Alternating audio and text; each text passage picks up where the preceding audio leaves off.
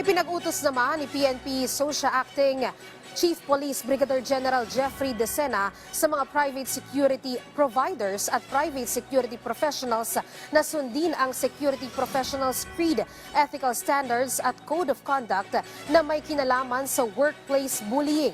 Kasunod ito ng insidente ng pamamaril sa loob ng isang car dealership sa Commonwealth, Quezon City na ikinasawi ng dalawang security guard dahil daw sa pambubuli.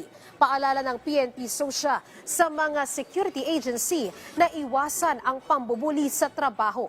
Giit ni Decena na dapat sundin ang nilalaan ng Republic Act 11917 o ang Private Security Services Industry Act. Tungkulin anya ng isang security professional na protektahan ang buhay at interes ng employer o kliyente. Panatilihin ang kaayusan sa lugar ng trabaho at maging tapat sa gawa, salita at pag-iisip.